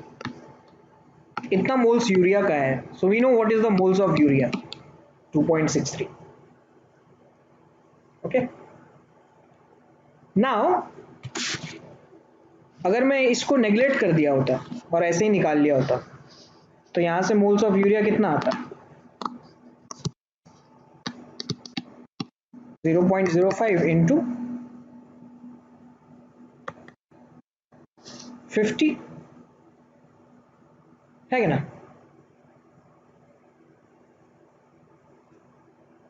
Which is 2.5, right. तो ये जो आपका आंसर है वो आंसर में इतना ज्यादा चेंज नहीं आता. ये देखो 2.63 मोल्स है या 2.5 मोल्स है. ओके. सो फर्स्ट थिंग मैंने क्या ऑब्जर्व किया, मैंने जो मेरा थॉट प्रोसेस मैं बता देता हूँ. फर्स्ट थिंग मैंने ये देखा कि ऑप्शन में जो वैल्यूज हैं वो वैल्यूज जो है उनमें डिफरेंसेस थोड़ा ज़्यादा है. ठीक है, it is not something like कि 2.98 3, ठीक है, 3.02, इस तरीके इतना कम चेंजेस नहीं है, थोड़ा ज़्यादा चेंजेस है, राइट. ऑलमोस्ट 1 यूनिट का 0.05 है, 1.2 है, 2.98 है. तो इसका मतलब है कि मैं अगर अप्रॉक्सीमेटली अगर आंसर निकालूं तब भी वो मेरा आंसर जो है वो आ जाएगा. चलो तो कोई बात नहीं, 2.63 के वैल्यू के हिसाब से ले लेते हैं. Now we know what is the moles of urea, which is 2.63. इतना मोल्स आ गया. ठीक है. वाटर का देखो, वाटर का मास कितना है ये दिया हुआ है, राइट. तो मास ऑफ सॉल्यूशन कितना आ जाएगा, mass of solution will be mass of urea plus mass of water, which is nothing but that is 2.63 into 60 plus 900. ये mass of solution आ गया. तो यहाँ से volume of solution भी आ जाएगा, right, क्योंकि density is equals to mass by volume. तो volume must be equals to mass by density. ठीक है, तो ये जो भी मास आया है मास of the solution divide by density which is 1.2 ग्राम पर ml. अब यहाँ पे आपको ये दिखेगा कि जो हमारा वॉल्यूम आया है this is in terms of millilitres, है ना. ये वॉल्यूम इसको आपको चेंज करना पड़ेगा इन लीटर्स, राइट. तो मोलैरिटी हो जाएगा capital M is equal to 2.63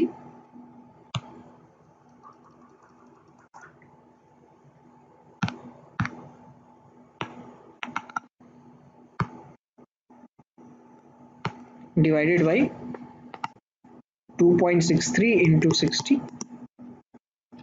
plus 900 divided by 1.2. ये वॉल्यूम था आपका ml में, इसको लीटर में कन्वर्ट करने के लिए डिवाइड बाई 1000 करेंगे.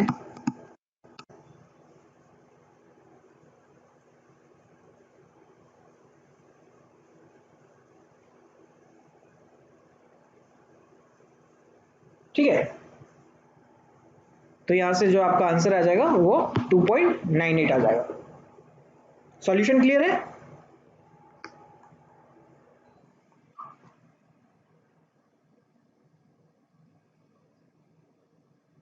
ओके तो ऐसे ही सॉल्यूशन जो है आपको निकालना है इसमें. अदरवाइज हम लोग अप्रोक्सीमेशन कर रहे होते तो अप्रोक्सीमेटली भी आंसर जो है हमारा वही आता. If you would have taken 2.5 तो उससे भी जो आंसर है वो अप्रोक्सीमेटली आपका 2.98 के आसपास आएगा. ठीक है, एक बार करके देखना कितना आता है, उससे पता चलेगा आपको कि अप्रोक्सीमेशन कहाँ कहाँ लगा सकते हैं हम लोग. नेक्स्ट देखो question number 23.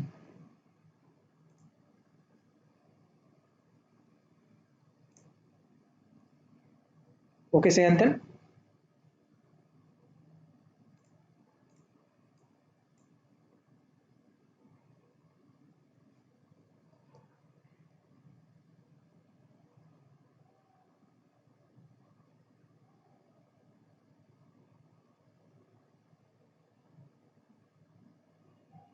Yes, Rhythm, you're absolutely right.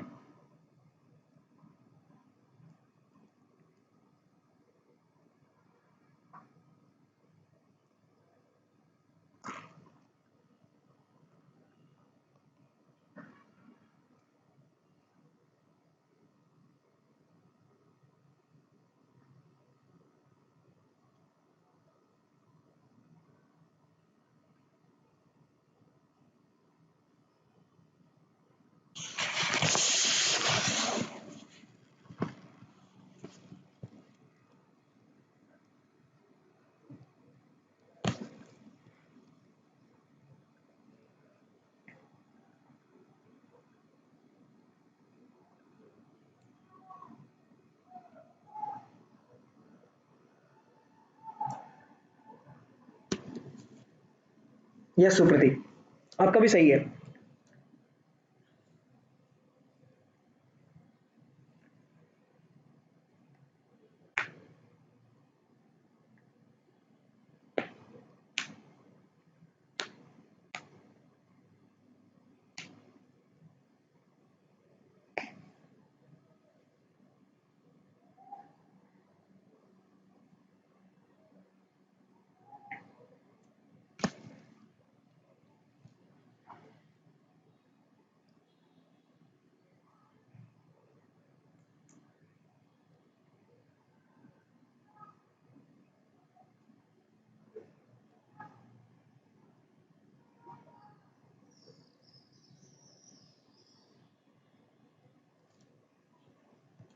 सो 23 में भी हम लोग को मोल्स के हिसाब से अगर जाना है तो उसके हिसाब से चलते हैं। देखो, सो वी नो कि 5 moles of H2SO4 gives 1 mole of H2S। हमको कितना प्रोड्यूस कराना है? 17 ग्राम, राइट? हाँ, आई होप सो बैलेंस तो होना चाहिए। Na8, अच्छा।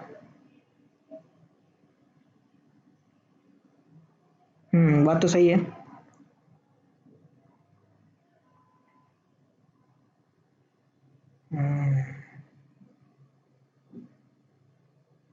5H2 10 NaI Na8 10 5SO4 520 16 20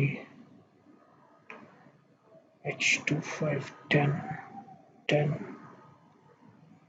8 10।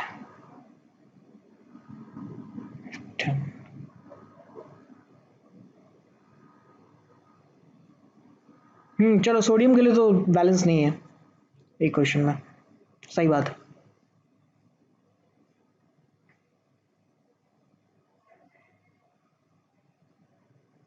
मैं माइट भी क्वेश्चन में भी प्रॉब्लम हो। चलो मैं देखता हूँ इसमें इस इक्वेशन में क्या करेक्शन करना है।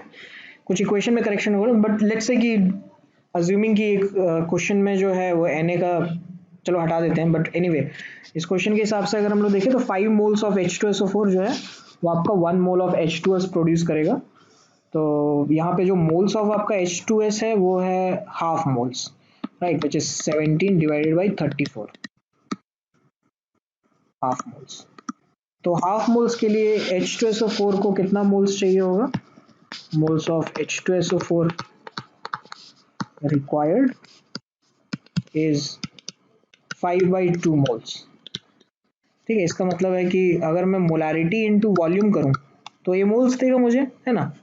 क्योंकि molarity is moles of solute divided by volume of the solution. तो यहाँ से आपका वॉल्यूम ऑफ द सॉल्यूशन आ जाना चाहिए 5/2 डिवाइडेड बाई 0.1। ठीक है, तो ये 25 लीटर्स आना चाहिए।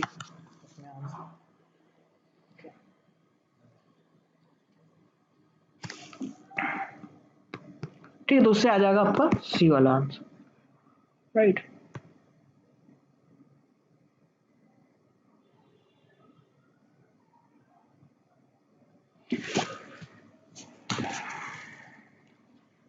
ओके, तो मैं देखता हूँ कि इस इक्वेशन में और क्या करेक्शन करना है। आई गेस कि there would be some things which are not printed या फिर टाइप नहीं होगा मोस्ट प्रोबेबली। ठीक है।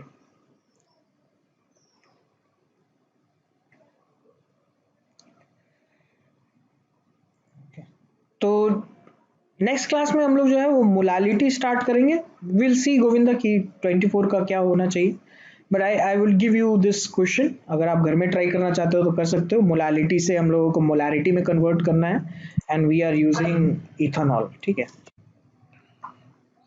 हाँ,